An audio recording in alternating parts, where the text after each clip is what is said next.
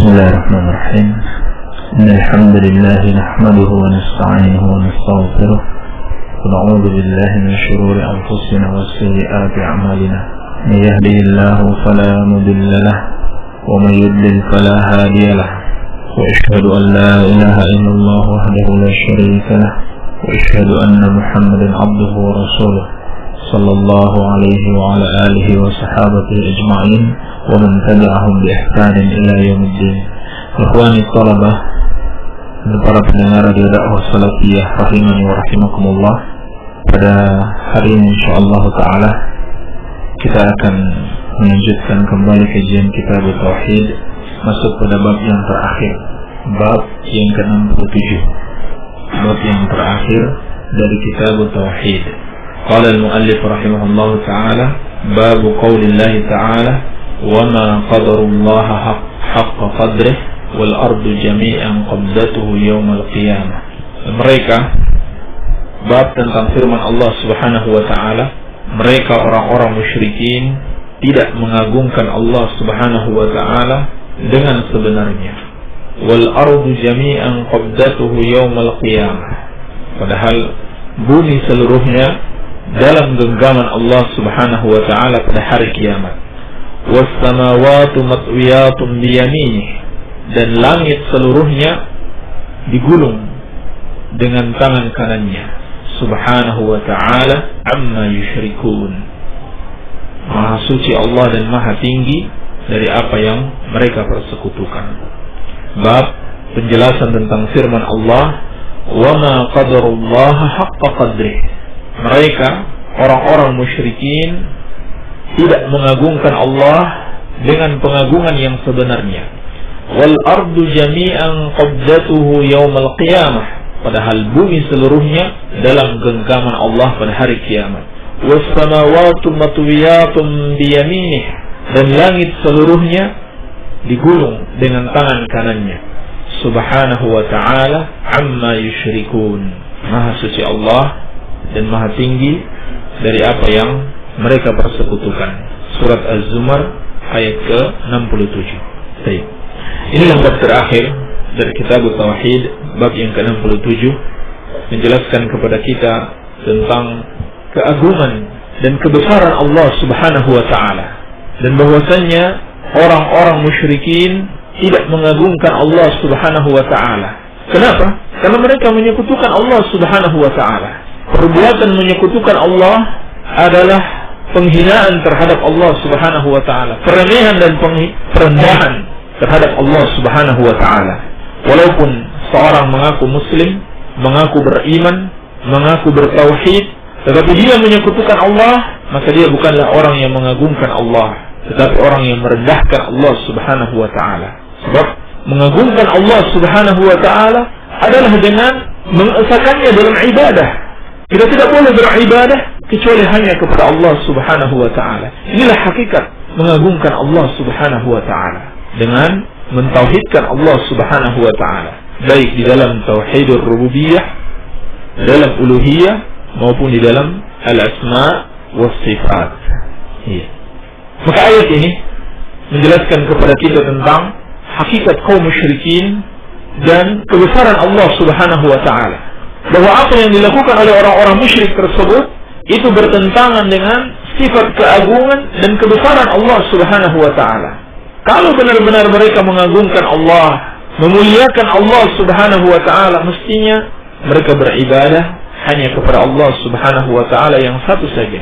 Maka ketika seorang menyekutukan Allah, Allah menegaskan dia tidak mengagungkan Allah, dia tidak memuliakan Allah Subhanahu wa taala sebagaimana mestinya, sebagaimana keagungan dan kebesaran Allah Subhanahu wa taala.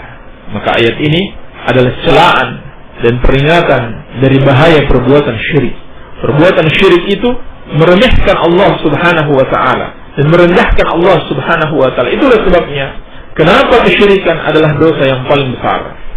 Merendahkan zat yang paling besar, meremehkan zat yang paling agung, Allah Subhanahu wa taala. Allah Subhanahu wa taala telah mengingatkan, inna syirka la zulmun azim. Sesungguhnya kesyirikan itu adalah kezaliman yang terbesar. Demikian pula Nabi sallallahu alaihi wasallam mengingatkan ala unabbi'ukum bi akbaril kaba'ir. Maukah kalian aku kabarkan dosa yang paling besar? Al-isyraku billah wa uququl walidain, menyekutukan Allah dan durhaka pada kedua orang tua. Juga Nabi sallallahu alaihi wasallam bersabda ketika beliau ditanya tentang dosa yang paling besar, beliau menjawab, an taj'ala lillahi niddan wa huwa khalaqaka. Engkau jadikan tandingan bagi Allah, sekutu bagi Allah, padahal Dia yang telah menciptakanmu.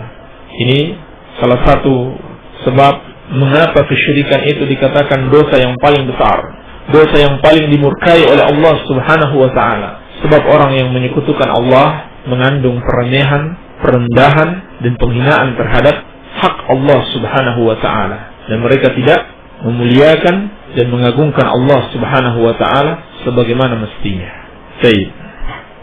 Dan dalam ayat ini dikatakan bumi seluruhnya, demikian pula langit itu dalam genggaman Allah Subhanahu wa ta'ala. Dan langit-langit digulung menunjukkan keagungan dan kebesaran Allah Subhanahu wa ta'ala. Dan kita harus meyakini demikian, bahwasanya itu pasti akan terjadi. Tidak boleh kita tahrif, ya, simpangkan maknanya dengan mengatakan, oh itu maksudnya kekuasaan, bumi tidak benar-benar akan digulung, dan langit. Tidak boleh berkeyakinan seperti itu.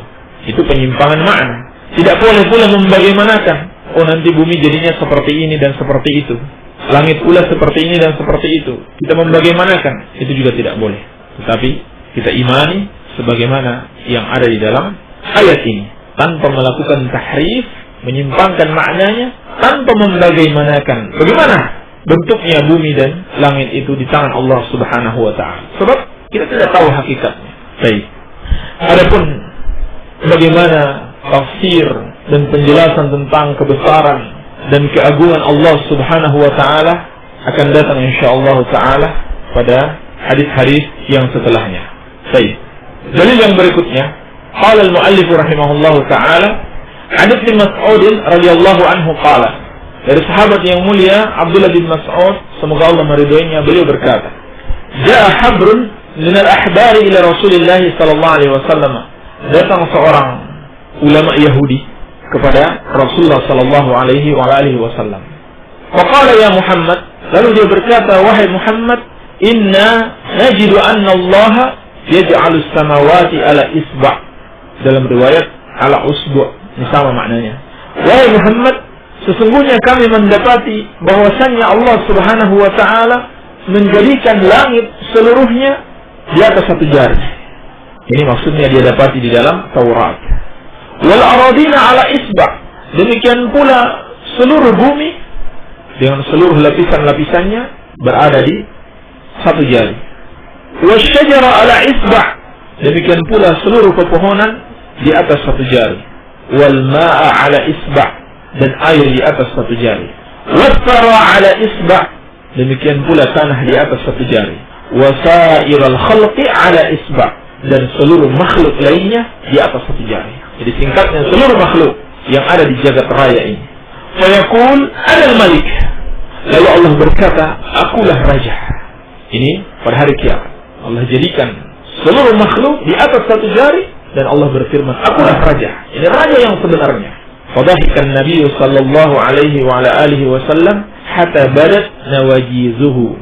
Maka Nabi sallallahu alaihi wasallam pun tertawa sampai nampak gigi seri beliau. Tasdiqan liqaulil habr, sebagai pembenaran terhadap perkataan ulama Yahudi ini. Jadi Nabi sallallahu alaihi wasallam tertawa karena senang bahwa apa yang disebutkan dalam Taurat seperti yang Allah Subhanahu wa taala firmankan kepada Nabi sallallahu alaihi wasallam. Tsumma qara'a, lalu beliau membaca ayat tadi. Wa ma qadarullaha haqqa qadrih.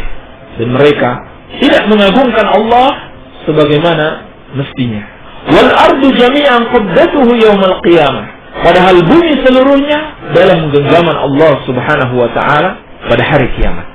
Wa fi riwayatin li Muslim, dan dalam riwayat Imam Muslim, wal jibala wasyajara ala usbu' atau ala isba', dan pohon-pohon dan gunung-gunung serta pohon-pohon di atas satu jari. Tsumma yahuzzuhunna, kemudian Allah menggoncangkan seluruhnya. Fayaqul anal malik ana Allah. Lalu Allah berfirman pada hari kiamat, akulah raja, aku adalah Allah, sesembahan yang hak. Wa fi riwayat Bukhari, Dan dalam riwayat Bukhari, yaj'alus samawati ala isba'.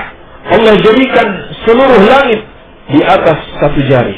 Nanti akan datang insyaallah taala bagaimana besarnya dan jarak antara satu langit dengan langit yang berikutnya. Wal ma'a was-sara ala isba'. Demikian pula air dan tanah, seluruh air dan tanah di atas satu jari. Wasairal khalqi ala isba'. Dan seluruh makhluk dijadikan di atas satu jari. Ini pada hari kiamat. Akhrajahu, dikeluarkan oleh Al-Imam Al-Bukhari dan Imam Muslim. Baik. Wal Muslimin 'an Ibnu Umar marfu'an. Juga diriwayatkan oleh Al-Imam Muslim dari sahabat yang mulia Abdullah bin Umar radhiyallahu taala anhuma secara marfu', bahwasanya Nabi sallallahu alaihi wasallam bersabda, "Yatwillahu as-samawati yaumal qiyamah." Allah Subhanahu wa taala menggulung seluruh langit pada hari kiamat. Tsumma ya'khudhuhunna bi yadihi al-yumna. Kemudian Allah Subhanahu wa taala mengambilnya dengan tangan kanannya. Tsumma yaqulu anal malik. Lalu Allah berfirman, akulah raja. Ainal jabbarun, di mana para tiran? Ainal mutakabbirun, di mana orang-orang yang sombong? Yani ketika di dunia. Tsumma yaqwil aradina sab'ah.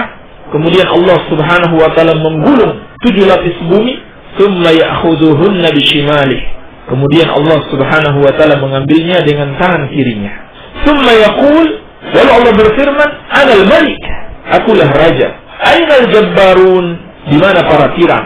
Ainal mutakabbirun, di mana orang-orang yang sombong? Hadis diriwayatkan oleh Al-Imam Muslim.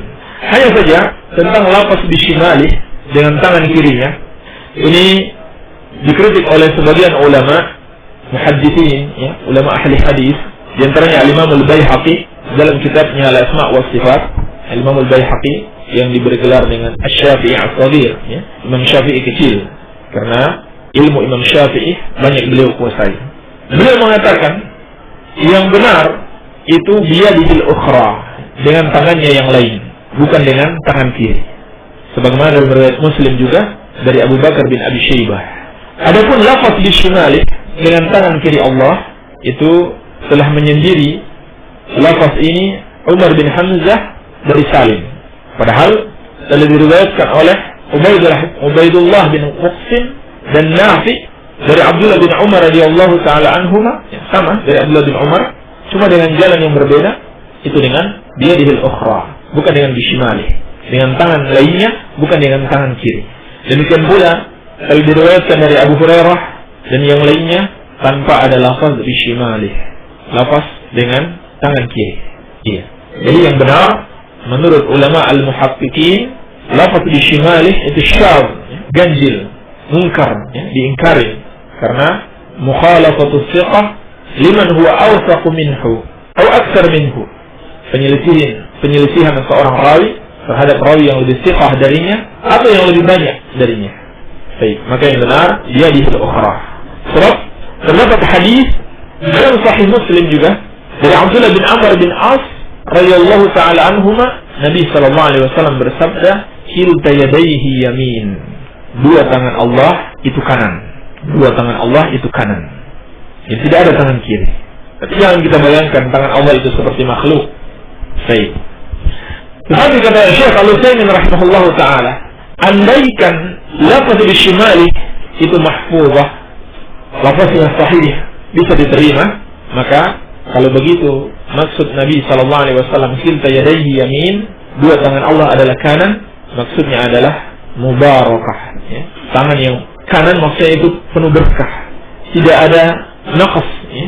Laisa fiha naqas, kata beliau, tidak ada di dalamnya kekurangan. Saya disebut kanan karena pada makhluk kiri itu biasa digunakan untuk hal-hal yang kotor, membersihkan kotoran dan sebagainya. Sehingga maksud sabda Nabi sallallahu alaihi wasallam kilta yadayhi yamin, dua tangan Allah adalah kanan, maksud beliau dua tangan Allah itu penuh berkah, tidak ada kekurangan sedikit pun. Ini didukung dengan satu riwayat yang diriwayatkan oleh Imam Tirmidzi pada hadis tentang kisah Adam alaihissalam. Di situ disebutkan ikhtartu yamina rabbi wa kilta yadayhi yaminun mubarakah. Aku memilih kanan Allah, tangan kanan Allah, tangan kanan Rabbku, dan dua tangannya itu yaminun mubarakah, kanan yang penuh berkah. Baik. Ala kulli hal, tidak ada pertentangan ya, antara hadis ini yang menyebutkan antara Allah memiliki tangan kanan dan kiri dengan hadis yang menyebutkan bahwasanya dua tangan Allah itu kanan. Ya. Dua kemungkinannya. Kemungkinan lafaz shimal ini dhaif, yang benar dua-duanya kanan, yang sahih, atau andaikan dia sahih, maka tentang makna kilta yadayhi yamin itu maksudnya bukan secara hakikatnya, tetapi maksudnya penuh berkah, sebagaimana ditafsirkan di dalam riwayat Tirmidzi, kilta yadayhi yamin mubarakah. Demikian yang dijelaskan oleh para ulama. Baik. Wa ruwiya an Ibnu Abbas qala, dan diriwayatkan dari Abdullah bin Abbas radhiyallahu taala anhu, beliau berkata, "Mas samawati sab'u wal arduna sab'u fi kaffi rahmani illa ka khardalatin fi yadi ahadikum." Kata Abdullah bin Abbas radhiyallahu taala anhu, beliau berkata, tidaklah langit yang 7 dan bumi yang 7 pada tangan Ar-Rahman kecuali hanya seperti biji sawi yang ada pada tangan kalian. Biji sawi ini maksudnya biji yang paling terkecil, satu benda yang terkecil. Ini cuma sebagai permisalan, benda yang paling terkecil, mungkin istilahnya atom ya, benda yang paling terkecil di tangan kalian. Tidaklah langit dan bumi ini yang terdapat 7 lapis di tangan Ar-Rahman kecuali hanya seperti satu benda terkecil yang ada dalam genggaman kalian. Demikian perumpamaannya. Ini untuk mendekatkan makna, menyerupakan masalah dengan masalah, surah dengan surah, gambaran dengan gambaran, bukan menyerupakan Allah dengan makhluk. Iya. Inilah beberapa hadis yang menjelaskan tentang tafsir ayat Az-Zumar ayat ke-67. Wa ma qadarullah haqqa qadri wal ardu jami'an qabdatuhu yaumal qiyamah was samawati matwiyatun bi yaminih. Mereka tidak mengagungkan Allah dengan pengagungan yang sebenarnya, padahal bumi seluruhnya berada dalam genggaman Allah pada hari kiamat, dan langit-langit digulung dengan tangan kanan Allah Subhanahu wa taala. Ya. Maka hadis-hadis ini seluruhnya terkandung pelajaran yang pertama, bayanu 'azamatillahi subhanahu wa sigaril makhluqati bin nisbati ilaih. Penjelasan tentang keagungan Allah Subhanahu wa taala dan kecilnya makhluk dibandingkan dengan Allah Subhanahu wa taala. Subhanallah, bumi yang begitu luas ini, yang kita tidak akan mampu untuk menginjakkan kaki kita pada seluruh permukaan bumi, apalagi ke dalam bumi. Demikian pula langit yang luas, seakan-akan tidak ada tepinya kalau kita saksikan. Dan itu dikali 7 semuanya, itu sangat kecil dibandingkan dengan Allah Subhanahu wa taala. Kalau cerita para ahli, para peneliti, para ilmuwan, katanya bumi ini luasnya 40.000 km. Betul ya? Kata mereka. Ini baru luasnya ya, belum ke dalamnya, ke dalam bumi 7 lapis. 40.000 km ini kalau dibandingkan dengan matahari itu 1,3 juta kali. Jadi satu bumi 1,3 juta bumi itu baru sebanding dengan satu matahari. Kemudian matahari ini dibandingkan dengan satu bintang apa namanya? Anda lupa. Pokoknya ada satu bintang yang ditemukan, besarnya 800 juta kali dibanding matahari. Bintang apa namanya? Nanti lihat saja. Bukan bintang Kejora. Bintang ini besarnya 800 juta kali dibanding matahari. Dan pada satu galaksi saja, yang namanya galaksi Bima Sakti, itu terdapat ribuan bintang yang semisal dengan ini. Allahu Akbar. Bintang yang besarnya 800 juta kali dibanding matahari, pada salah satu galaksi yang namanya galaksi Bima Sakti, itu terdapat ribuan bintang yang serupa dengan, atau bahkan yang lebih besar dengan bintang yang besarnya 800 juta kali matahari. Jadi coba dibayangkan bagaimana besarnya alam ini. Ya. Kesimpulannya, kemampuan para ahli sekarang itu memperkirakan luasnya alam ini 30.000 miliar, ya, 30.000 miliar atau 30 miliar, ya, kurang lebih, ya, seperti itu, tahun cahaya. 30 miliar tahun cahaya. Itu yang mampu mereka ukur. Yang tidak mampu mereka ukur bisa jadi jauh lebih besar.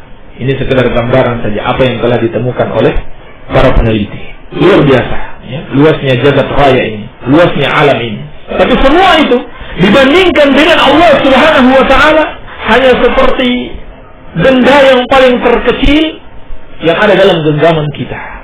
Semuanya digulung di tangan Allah Subhanahu wa Ta'ala. Lalu Allah pada hari itu benar-benar menunjukkan kekuasaannya, sehingga dalam Al-Quran, di dalam sholat kita selalu kita ucapkan, tidak pernah kita lupakan, Alhamdulillahi Rabbil Alamin Ar-Rahmanir Rahim Maliki Yaumiddin. Dialah Raja pada hari pembalasan. Allah Raja seluruh hari, bukan sekedar hari pembalasan, tetapi pada hari pembalasan lebih ditekankan lagi. Karena pada hari itu benar-benar Allah Subhanahu wa Ta'ala menunjukkan kekuasaannya dengan menggulung-gulung langit dan bumi yang begitu besar ini dengan tangan Allah Subhanahu wa Ta'ala yang mulia. Maka perbuatan yang sangat tercela meremehkan Allah Subhanahu wa Ta'ala apabila seorang menyekutukan Allah Subhanahu wa Ta'ala, tidak mengagungkan Allah Tabaraka wa Ta'ala. Iya. Maka hadis-hadis ini menjelaskan kepada kita tentang keagungan dan kebesaran Allah Subhanahu wa Ta'ala, kebesaran pada zatnya, keagungan pada zatnya maupun dalam sifat-sifatnya, dan kecilnya makhluk sehingga tidak pantas makhluk itu menyombongkan diri. Iya. Pelajaran yang kedua, anna man asyraka bihi subhanahu lam yuqaddirhu haqqa qadrih. Bahwasanya barang siapa yang menyekutukan Allah, dia tidak mengagungkan Allah dengan pengagungan yang sebenarnya. Iya. Ini jelas.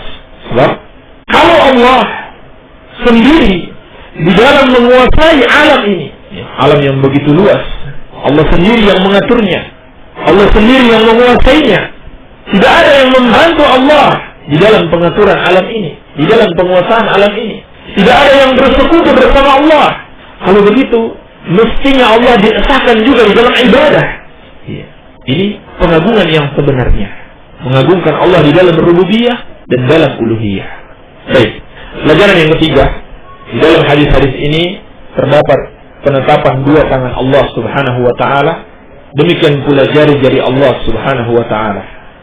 Demikian pula penetapan dua tangan Allah itu kanan, sebagaimana yang telah kita sebutkan tadi, dan itu yang rajih insyaallah Ta'ala. Dan juga penetapan adanya al-kaf, ya, telapak tangan bagi Allah Subhanahu wa Ta'ala, ala ma yaliku bihi, sesuai dengan keagungan dan kebesaran Allah Subhanahu wa Ta'ala.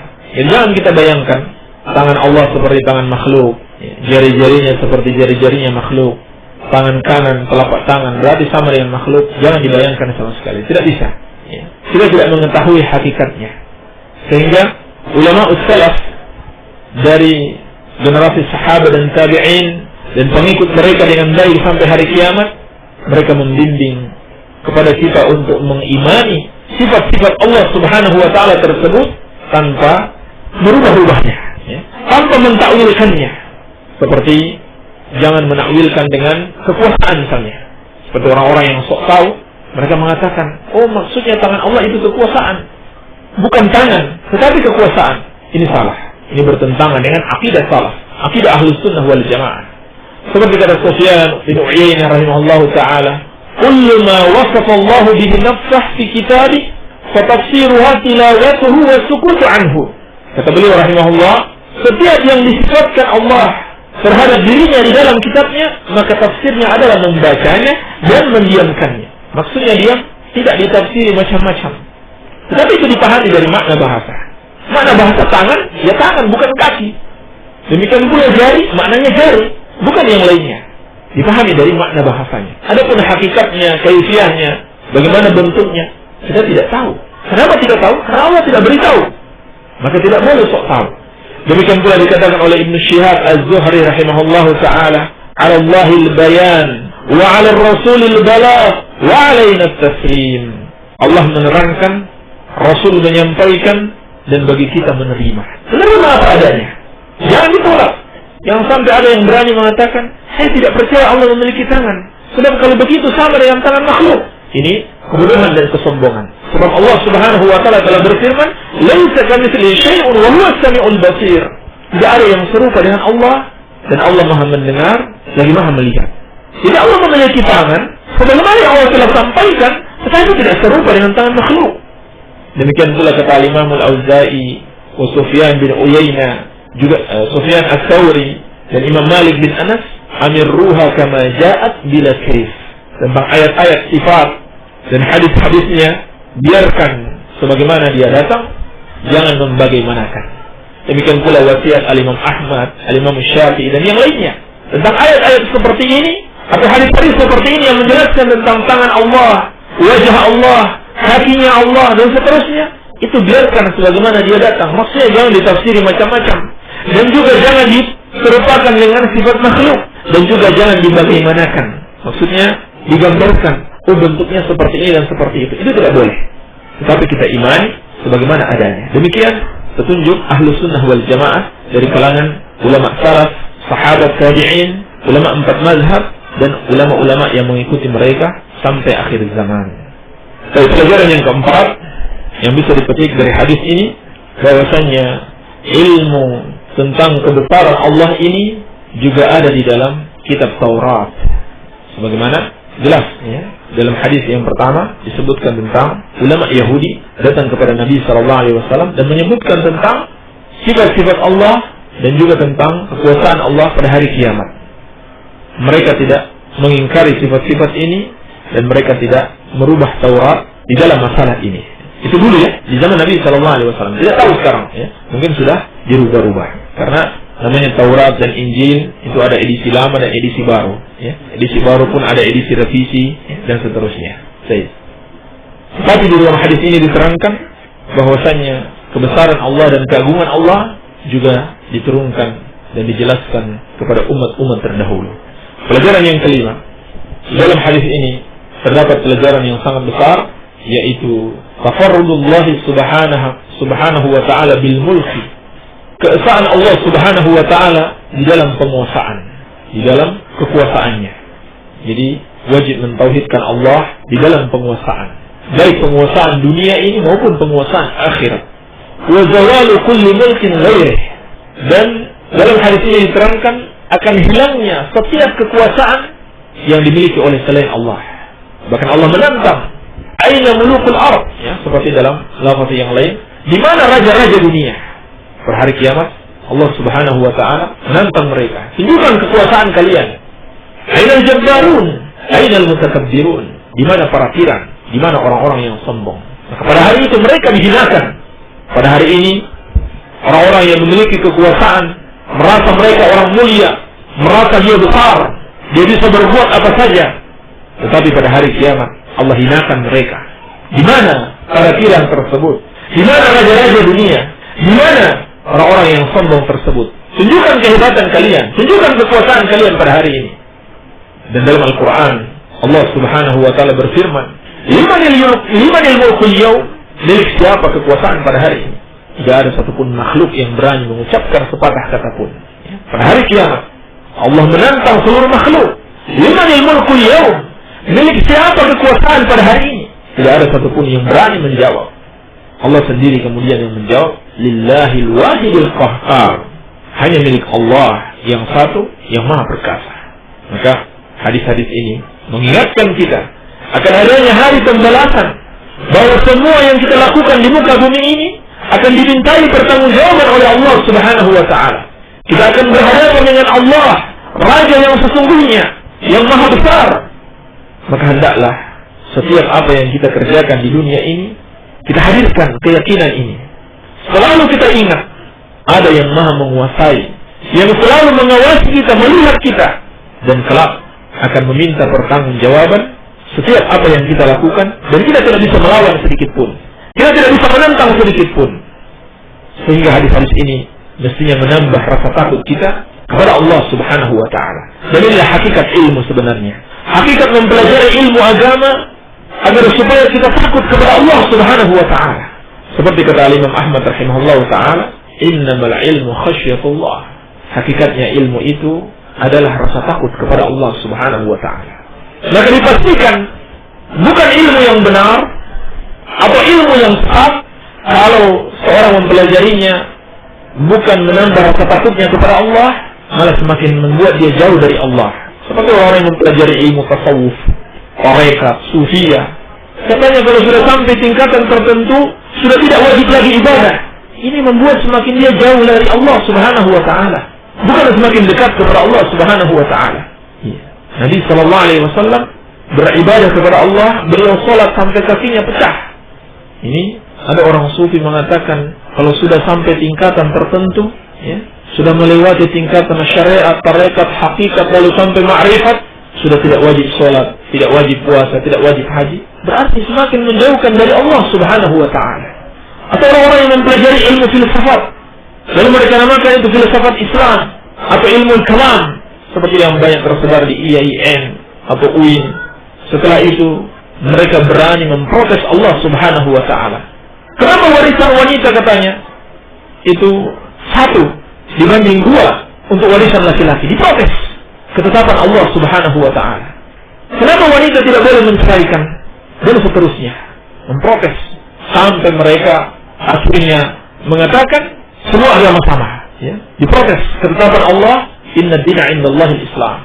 Agama yang diridhai di sisi Allah hanyalah Islam. Ini menunjukkan ilmu sesat, bukan ilmu yang benar seperti yang dituntun dalam Al-Quran dan As-Sunnah, dipelajari dan diamalkan dan dipahami dengan benar oleh Rasulullah SAW dan para sahabatnya, para tabi'in, tabi'ut tabi'in, dan seterusnya yang mengikuti sahabat sampai hari kiamat.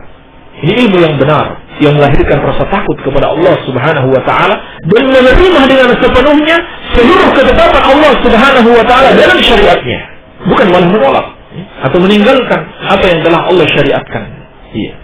Maka dengan mempelajari ilmu syar'i, mempelajari sifat-sifat Allah Subhanahu wa taala yang maha besar, maha agung dan maha mulia, mestinya menambah rasa takut kita kepada Allah Subhanahu wa taala dan menghalangi kita dari perbuatan-perbuatan maksiat serta memotivasi kita untuk melakukan ketaatan kepada Allah Subhanahu wa taala. Baik, barangkali ini yang bisa saya sampaikan. Semoga ada manfaatnya. Wabillahi taufiq. Walhamdulillahirabbil alamin. Demikian tadi apa yang telah disampaikan dalam pembahasan bab ini. Mudah-mudahan apa yang telah dijelaskan oleh Al-Ustaz dan Abdul Sufyan bisa difahami dengan baik sehingga tidak sampai keliru dalam memahami penjelasan Ustaz, karena khawatir sangat berbahaya sekali apabila kita salah dalam memahami permasalahan akidah ini. Dan juga kami persilakan bagi para pendengar radio dakwah salafiyah, barangkali ada yang ingin menanyakan atau ada yang belum jelas yang disampaikan, silakan kirimkan saja pertanyaannya ke nomor 085353020304. Sekali lagi kami beritahukan nomor baru radio dakwah salafiyah ini adalah nomor resmi radio dakwah salafiyah, yakni 085353020304. Dan ini sudah ada pertanyaan yang masuk. Baiklah, mungkin langsung saja kepada Ustaz kami persilakan untuk menjelaskan pertanyaannya.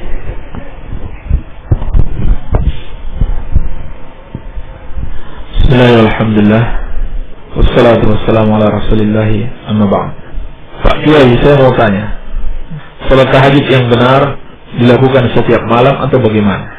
Tidak apa-apa dilakukan setiap malam, bagus, lebih bagus lagi, namun tidak diwajibkan, dan boleh dilakukan semampunya saja. Iya. Baik. Dan Nabi SAW berpesan pada sejumlah sahabat untuk tidak meninggalkan salat malam setiap malam, ya, seperti pesan Nabi SAW kepada Abu Hurairah radhiyallahu anhu agar tidak meninggalkan salat witir, ya, minimal salat witir setiap malam. Ini lebih bagus. Ustaz, bolehkah puasa sunat tidak melakukan sahur dan niatnya sudah mendekat subuh? Sahur ini termasuk sunnah yang sangat ditekankan. Jadi bukan termasuk kewajiban. Maka kalau seorang puasa tanpa sahur, sah puasanya, cuman meninggalkan suatu keutamaan saja. Baik. Apalagi kalau dia lupa, maka tidak mengapa. Yang penting dia sudah berniat. Bagaimana niatnya sudah mendekati subuh? Tidak apa-apa. Niat puasa itu sebelum fajar. Sebelum fajar, minimalnya sebelum fajar shadiq. Ini sebelum subuh. Tidak apa-apa sudah mendekati subuh baru berniat. Baik. Bukan pada waktu subuh tersebut, tapi sebelumnya. Baik. Saya pernah membaca sebuah buku berjudul Kerancuan Al-Albani. Di situ disebutkan bahwa menurut pengetahuan penulis, Al-Albani bukanlah Al-Hafidh, karena dia tidak hafal arba'in beserta sanadnya. Yang saya tanyakan, apakah yang dimaksud penulis ada Al-Albani yang sering disebutkan oleh Al-Ustaz? Apa yang dimaksud Al-Hafiz? Dan seberapa besar ke arba'in itu sehingga menjadi standar Al-Hafiz dan tidaknya seseorang? Ini kemungkinan besar. Yang dimaksudkan penulis tersebut adalah Syekh Muhammad Nasiruddin Al-Albani rahimahullahu ta'ala. Memang banyak yang mengkritik beliau, dan yang mengkritik beliau kata Syekh Al-Utsaimin rahimahullahu ta'ala, ini kata ulama yang lainnya, Syekh Muhammad bin Shalih Al-Utsaimin faqihul asr, beliau mengatakan orang yang mengkritik Syekh Al-Albani apalagi sampai merendahkan beliau, itu satu dari dua keadaan. Keadaan yang pertama, dia tidak mengenal Syekh Al-Albani yang sebenarnya, dia tidak mengetahui ilmunya Syekh Al-Albani. Keadaan yang kedua, dia pengikut hawa nafsu. Kenapa? Karena merasa Syekh Al-Albani mengkritik mereka, menjelaskan kesesatan mereka. Nah, ini banyak. Syekh Al-Albani termasuk ulama yang vokal dalam menyampaikan kebenaran dan mengkritik pelaku-pelaku kebatilan, sehingga mereka merasa gerah, ya? Dan dicari-cari kesalahan Syekh Al-Albani rahimahullah ta'ala. Jangankan 40 hadis, arba'in itu cuma 40 hadis, ya? Atau kalau arba'in Nawawi 42 hadis. Syekh Al-Albani rahimahullah ta'ala menghafal 100.000 hadis, sebagaimana disebutkan dalam biografi beliau. 40 hadis tidak ada bandingannya dengan 100.000. Ya. Dan kalau dihubungkan dengan penyebutan Al-Hafiz, beliau layak disebut sebagai Al-Hafiz, Hafizul Hadis, karena disebutkan oleh para ulama, Hafizul Hadis huwa man ahata ilmuhu bi 100,000 hadisin matanan wa isnadan. Hafizul Hadis itu orang yang ilmunya mencakup 100 hadis, baik matan maupun sanadnya, isi dan sanadnya. Dan disebutkan dalam biografi Syekh Al-Albani rahimahullah ta'ala yang ditulis oleh para ulama, beliau menghafal 100.000 hadis. Meskipun demikian, yang namanya manusia tidak lepas dari kesalahan. Ya, mungkin saja Syekh Al-Albani salah dalam mentakhrij satu hadis, 2 hadis, atau lebih. Itu biasa. Banyak ulama yang tersalah sesuai dengan kemampuan masing-masing. Iya. Tidak ada yang selamat dari kekurangan. Hanya saja ahlul bid'ah ini, mereka gerah, ya, dengan kritikan-kritikan Syekh Al-Albani untuk meluruskan mereka kembali kepada kebenaran. Mereka khawatir pengikut-pengikut mereka semakin berkurang karena sudah mengenal sunnah, mengetahui hadis Rasulullah sallallahu alaihi wasallam, dan mengetahui hadis-hadis mereka dhaif dan palsu, sehingga mereka kemudian merendahkan Syekh Al-Albani rahimahullahu ta'ala. Karena kalau kita bicara kesalahan, banyak ulama yang tersalah, banyak ulama yang salah. Siapa yang selamat dari kesalahan? Ulama satu dengan yang lainnya saling mengkritik kalau terjadi kesalahan di dalam hadis-hadis. Seperti yang kita sebutkan tadi, hadis dalam riwayat Muslim, Imam Muslim, Sahih Muslim disepakati oleh para ulama adalah kitab hadis yang paling sahih setelah Sahih Al-Bukhari, setelah Al-Quranul Karim. Toh masih ada kesalahan di situ. Seperti siapa yang mengkritik? Yang mengkritik ulama yang lainnya, Al-Imam Al-Baihaqi. Dan kitab-kitab hadisnya Imam Al-Baihaqi itu tidak bisa dibandingkan dengan Imam Muslim. Ya, di bawahnya, standarnya di bawahnya. Tetapi tetap beliau mendapatkan celah kritikan terhadap Al-Imam Muslim. Ya. Bahkan Sahih Al-Bukhari juga terdapat kritikan-kritikan para ulama. Walaupun kritikan-kritikan tersebut ada yang bisa diterima dan ada yang ditolak. Dan tidak diragukan lagi, Syekh Al-Albani adalah lambang ahlul hadis di abad ini. Ya. Tidak ada yang semisal beliau, ya, pengetahuan kita di abad ini, terutama dalam karya-karya dalam bidang hadis, ya, dan menjelaskan tentang sunnah Rasulullah Sallallahu Alaihi Wasallam. Ya. Dan kita belum mengenal Syekh Al-Albani. Ya. Kalau kita percaya begitu saja dengan apa yang dikatakan penulis buku tersebut, ya. Baca bukunya Syekh Al-Albani rahimahullah taala, bandingkan dengan apa yang dia katakan. Itu tidak benar. Baik. Pak Ustaz, waktu yang disebut sepertiga malam itu kira-kira jam berapa? Kira-kira jam 2 atau jam 3 ya, sampai subuh. Itu sepertiga malam yang terakhir, yang paling afdal untuk beribadah, berdoa, sholat. Apakah sholat hajat ada contohnya dari Rasulullah sallallahu alaihi wasallam? Pendapat yang benar seperti difatwakan Al-Lajnah Ad-Daimah, sholat hajat hadis-hadisnya dhaif. Hadis-hadis tentang sholat hajat hadis-hadisnya dhaif. Baik. Saya Nurul di Sidareja. Ustaz, bagaimana tentang kebiasaan berjanji pada masyarakat saat ada pernikahan? Masalah pernikahan ini masalah muamalat, masalah duniawi yang kalau tidak bertentangan dengan syariat tidak mengapa. Tidak mengapa buat perjanjian sebelum menikah, dibuat syarat-syarat. Sepanjang syarat-syarat tersebut tidak bertentangan dengan syariat. dan tidak bertentangan dengan tujuan pernikahan. Tidak bertentangan dengan syariat dan tidak bertentangan dengan tujuan pernikahan. Kalau dibuat perjanjian atau diberi syarat setelah menikah tidak boleh tinggal bersama misalkan, ini tidak boleh, bertentangan dengan tujuan pernikahan. Adapun syarat-syarat yang mubah yang tidak bertentangan dengan syariat dan tujuan pernikahan, maka boleh. Bahkan Nabi SAW bersabda dalam hadis Bukhari dan Muslim dari Uqbah bin Amir radhiyallahu taala anhu, Nabi SAW mengatakan, "Ahaqqu syurut an tufu biha mastahlaltum bihil furuj." Syarat-syarat yang paling berhak kalian tunaikan, kalian penuhi perjanjian itu, apa yang dengannya membuat kalian bisa menghalalkan kemaluan. Jadi pernikahan maksudnya. Saya sangat terganggu dengan entok tetangga yang selalu berteduh di emper rumah saya karena kotorannya bau sekali. Salah saya yang tidak memagar emper atau tetangga yang tidak mengurungnya. Salah tetangga yang tidak mengurungnya, sebab sudah jelas kalau binatang-binatang itu mengganggu. Kalau binatang-binatang yang tidak mengganggu pada kebiasaannya memang tidak dikurung, maka tidak mengapa. Dan setahunan sudah ada peraturan pemerintah dalam masalah seperti ini. Orang yang memiliki binatang yang bisa mengganggu harus dikurung atau harus mendapat persetujuan tetangga-tetangganya. Wallahu a'lam. Apa benar onani itu tidak berdosa? Apa hukum onani? Apa hukumnya onani dan apa bahayanya onani? Ditanyakan kepada Syekh Shalih Al-Fauzan hafizahullah taala tentang hukum onani, dan beliau menjawab, hal itu termasuk diharamkan sebab Allah Subhanahu wa taala berfirman dalam surat Al-Mu'minun, "Walladzina hum li furujihim hafizun illa ala azwajihim aw ma malakat aymanuhum fa innahum ghairu malumin." Dan orang-orang yang menjaga kemaluannya kecuali terhadap istri-istri mereka atau budak perempuan mereka, maka mereka tidak tercela. Jadi menjaga kemaluan kecuali untuk istri dan budak, berarti tidak termasuk di situ menjaganya, dibolehkannya untuk tangan, maka itu tercela. Demikian pula Nabi sallallahu alaihi wasallam mengatakan, "Ya ma'syar syabab, man istata'a minkum al-ba'a falyatazawwaj, fa innahu aghaddu lil-basar wa ahsanu lil-farj." Wahai sekalian para pemuda, siapa di antara kalian yang mampu hendaklah menikah, karena dengan menikah lebih menahan pandangannya, dia tidak melihat lagi pada wanita yang haram baginya, dan lebih menjaga kemaluannya. Jadi Nabi sallallahu alaihi wasallam perintahkan menikah, bukan onani, tetapi hendaklah menikah. Faman lam yastati' fa 'alaihi bis-siyam fa innahu lahu wija.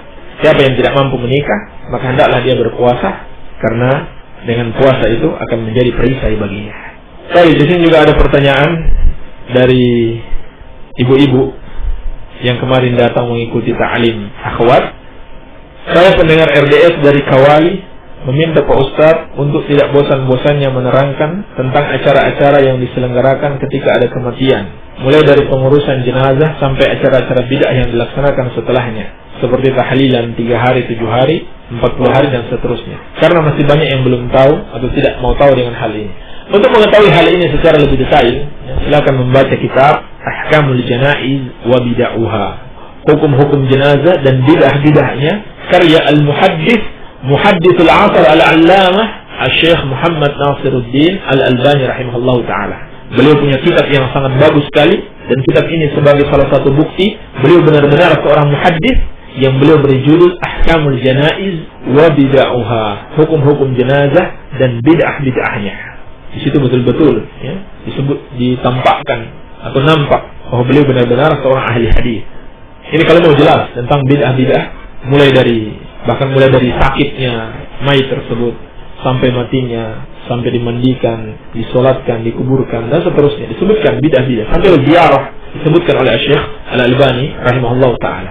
Adapun yang namanya tahlilan atau selamatan kematian 3 hari, 7 hari, 40 hari, ini asalnya dari Hindu, seperti yang dikatakan oleh orang-orang Hindu yang masuk Islam. Mereka menceritakan ini kebiasaan orang-orang Hindu sebenarnya, kebiasaan dulu yang belum hilang, karena sebelum datangnya Islam, Hindu ini sudah ada di Indonesia, Hindu Buddha.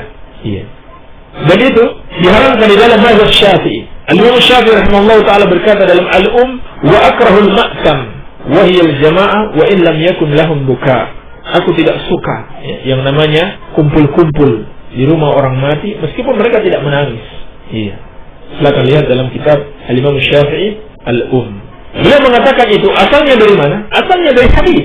Bahkan ijma' sahabat, seperti dalam riwayat Jarir bin Abdullah, beliau mengatakan kunna na'uddu ala ahdi Rasulillah sallallahu alaihi wasallam al-ijtima' 'inda ahli al-mayyit wa sun'ahum lit-ta'am min an-niyaha. Dahulu kami, para sahabat Nabi sallallahu alaihi wasallam, menganggap kumpul-kumpul di rumah orang mati ba'da dafni, dalam riwayat setelah dia dikuburkan, dan makan-makan di situ termasuk dalam kategori meratapi mayit. Dan intinya hal itu tidak dicontohkan oleh Rasulullah sallallahu alaihi wasallam. Ketika mayit dimasukkan di dalam kubur, apakah tali potong mayit harus dilepas? Tidak ada dalil yang mengharuskan. Mau dilepas, mau dibiarkan, tidak masalah, biarkan saja. Tidak ada dalil yang mengharuskan hal tersebut. Adapun yang mengatakan kalau tidak dilepas katanya nanti arwahnya gentayangan, ini tidak benar. Ini namanya khurafat, cerita-cerita khurafat. Ini contoh khurafat ya. Ada yang bertanya kemarin, apa itu khurafat? Ya, seperti ini contohnya. Cerita-cerita dusta tidak benar yang tidak berasal dari Al-Quran dan As-Sunnah. Kalau benar itu terjadi, maka itu bukan orang yang meninggal, tapi syaitan untuk menipu manusia. Ketika suami masih hidup, kami pernah mewakafkan sebuah masjid. Saat ini di masjid tersebut telah melakukan banyak kebid'ahan. Padahal saya sudah berusaha semampu saya memberitahukan kepada pengurus masjid tentang bid'ah-bid'ah yang terlarang dalam agama. Namun mereka tidak mau menerimanya dan mengatakan ini bid'ah hasanah. Dan mereka menuduh saya sebagai musuh dalam selimut. Apakah saya dan suami saya telah meninggal dunia ikut berdosa dengan bid'ah-bid'ah yang mereka harus kerjakan? Mohon nasihat Ustaz akan hal ini kasih. Tidak berdosa insyaAllah ta'ala. Yang penting kita sudah menyampaikan, kita sudah mengingatkan. Kalau mereka tidak mau mengikuti nasihat berdasarkan kitabullah wa sunnat Rasulullah sallallahu alaihi wasallam, maka kewajiban kita sudah kita sampaikan dan dosa mereka yang tanggung. Kita cukupkan dulu karena Abu Faris dan teman-temannya sudah mulai beraksi. Maka kita cukupkan dulu. Subhanakallahumma wa bihamdika, asyhadu an la ilaha illa anta, astaghfiruka wa atubu ilaik. Walhamdulillahirabbil alamin.